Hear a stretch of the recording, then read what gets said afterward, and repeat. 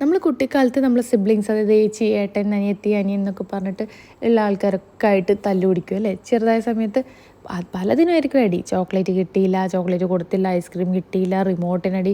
ഇതൊക്കെ സ്ഥിരമായിരുന്നു വീട്ടിൽ. റിമോട്ടിനടി എന്നൊക്കെ പറഞ്ഞു കഴിഞ്ഞാൽ അതൊരു വലിയ തല്ല് തന്നെയായിരുന്നു. അങ്ങനെ അതൊക്കെ കഴിഞ്ഞ് കല്യാണം കഴിഞ്ഞൊക്കെ പോയി കഴിഞ്ഞാൽ ഒരു പ്രത്യേക സ്നേഹമായിരിക്കും. പിന്നെ റിമോട്ടും വേണ്ട, ചോക്ലേറ്റും വേണ്ട, വരാത്തവർക്ക് എടുത്തു വെക്കലും കൊടുക്കലും ഒന്നും പറയണ്ട. അതെല്ലാ വീട്ടിലും, മിക്ക വീട്ടിലും ഇതേപോലെയൊക്കെ തന്നെ ആയിരിക്കും അല്ലേ? എനിക്കങ്ങനെ തോന്നുന്നു കേട്ടോ. അല്ലെങ്കിൽ നിങ്ങൾ കമൻറ്റ് ചെയ്യണം. ഇപ്പോഴും തല്ല് പിടിക്കുന്ന ആൾക്കാരാണെങ്കിൽ നിങ്ങളൊന്ന് കമൻറ്റ് ചെയ്യണം. അങ്ങനെ എൻ്റെ തല്ല് പിടിച്ചിട്ട് പോയിട്ടുള്ള സിസ്റ്റർ നാട്ടിലെത്തിയിട്ടുണ്ട് എന്ന് പെട്ടെന്ന് സർപ്രൈസ് ആയിട്ട് വന്ന് കയറിയതാണ്. ഒരു ലീവ് കിട്ടി ഇപ്പം ചാടി കയറി വന്നതാണ്. അവരെത്തിയിട്ടുണ്ടെന്ന് പറഞ്ഞപ്പോൾ പിന്നെ വേറെ ഒന്നും നോക്കാനില്ല. സൺഡേയും കൂടിയാണ്. നേരെ വണ്ടി എടുത്ത് വീട്ടിലേക്ക് വെച്ച് പിടിച്ചിട്ടുണ്ട്. എൻ്റെ സിസ്റ്റർക്ക് ട്രിപ്ലെറ്റ്സ് ആണ്.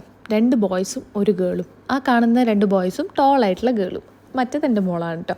പിന്നെ ഈ ആപ്പ് ഓൾറെഡി അവിടെയായിരുന്നു ഉണ്ടായിരുന്നത്. അവൾക്ക് അറിയില്ലായിരുന്നു ഇവരൊക്കെ വരുന്നുണ്ട് എന്നുള്ള കാര്യം. അങ്ങനെ എല്ലാവരും കൂടെ പിന്നെ അടിപൊളിയായിട്ട് ഫുള്ള് കളിച്ച് തിമിർക്കുകയാണ്. അവൾക്ക് വെക്കേഷൻ ആയതുകൊണ്ട് അങ്ങോട്ടേക്ക് ആക്കിയതാണ്. ഇവിടെ വെറുതെ ഇട്ടിട്ട് കാര്യമൊന്നുമില്ല. ഞാൻ ക്ലിനിക്കിൽ പോകുമ്പോൾ എൻ്റെ കൂടെ വരും. പിന്നെ അവിടെ ഇരുന്ന് അവൾ ബോറടിക്കത്തേ ഉള്ളൂ.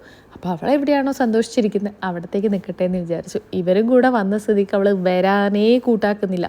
ഈ 2 ദിവസം അവിടെ നിർത്തിയിട്ട് ഇങ്ങോട്ട് കൂട്ടാന്നായിരുന്നു പരിപാടി ഇട്ടത്. അതിനിടയിൽ ഇവർ വന്നതുകൊണ്ട് എല്ലാം കൂടെ കൊളായിട്ടുള്ളത്.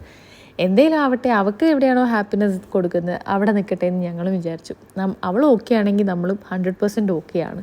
അപ്പോൾ നമ്മളിപ്പോൾ പോകുന്നത് ഫുഡ് കഴിക്കാൻ വേണ്ടിയിട്ടാണ്. വടകരയിൽ ഒരു റെസ്റ്റോറൻറ്റ് മാത്രമേ നല്ലതുള്ളൂ, എനിക്ക് തോന്നുന്നതാണ് കേട്ടോ. എനിക്ക് കഴിക്കാൻ താല്പര്യം, എൻ്റെ പേഴ്സണൽ ചോയ്സും MRI തന്നെയാണ്. അപ്പം വടകരത്തെ MRI എന്ന് പറഞ്ഞാൽ വേറെ ലെവലാണ്.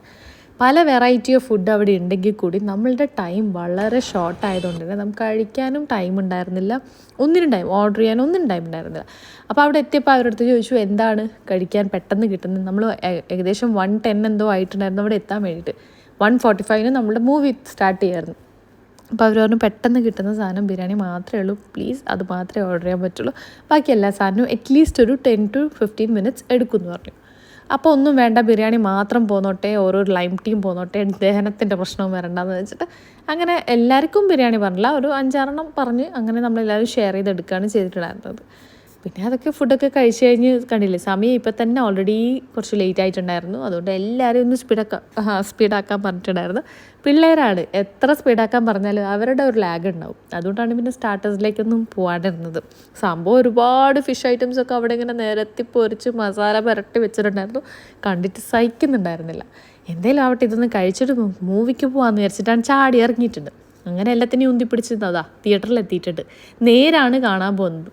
അങ്ങനെ എല്ലാവരും കൂടെ നമ്മളുടെ സീറ്റൊക്കെ ഇരട്ടത് കണ്ടുപിടിച്ച് അവിടെ കയറി ഇരുന്നിട്ടുണ്ട്.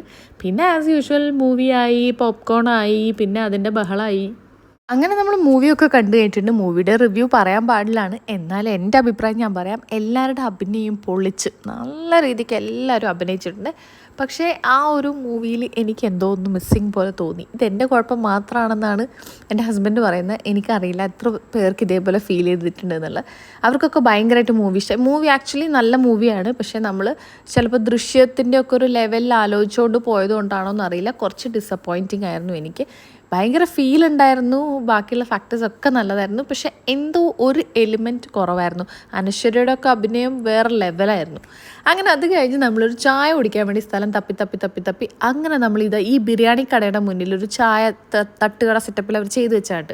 അങ്ങനെ അവിടെ പോയപ്പോഴാണ് അവർ പറയുന്നത് ഇത്രയും പേർക്ക് ഇവിടെ താഴെ ഇരിക്കാൻ പറ്റില്ല, നിങ്ങൾ മുകളിലേക്ക് ഇരുന്നോ, ചായ അങ്ങോട്ട് സെർവ് ചെയ്യാമെന്ന്.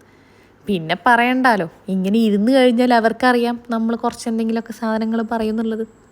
എന്തേലും ആവട്ടെ എന്ന് വിചാരിച്ച് ഞങ്ങളും നല്ല വിശപ്പുണ്ടായിരുന്നു. ആ ഒരു ബിരിയാണി എല്ലാവരും കൂടെ ഷെയർ ചെയ്തിട്ടൊക്കെ കഴിച്ചുകൊണ്ട് അങ്ങനെ ആസ്വദിച്ച് കഴിക്കാനൊന്നും പറ്റിയില്ലല്ലോ.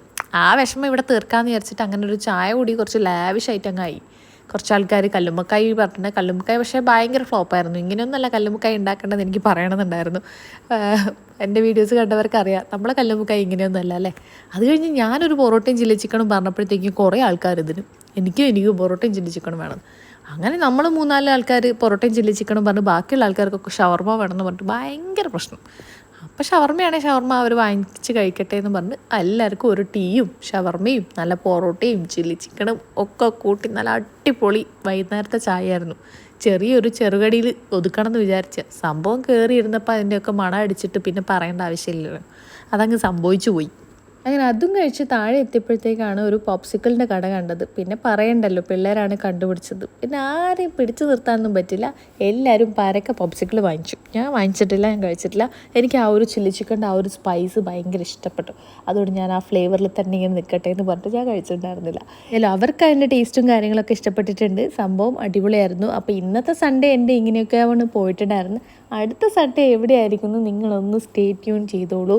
അപ്പം ഇതേപോലത്തെ അടിപൊളി വിശേഷങ്ങളും ദിവസങ്ങളൊക്കെ ആയിട്ട് എൻ്റെ അടുത്തൊരു വ്ളോഗിന് വേണ്ടിയിട്ട് സ്റ്റേ ട്യൂൺ. ആൻഡ് സബ്സ്ക്രൈബ് ചെയ്യാതെ ആരെങ്കിലും കാണുന്നുണ്ടെങ്കിൽ പ്ലീസ് ഡു സബ്സ്ക്രൈബ്, ലൈക്ക് ചെയ്യുക, ഷെയർ ചെയ്യുക, കമൻറ്റ് ചെയ്യുക. Thank you so much. By.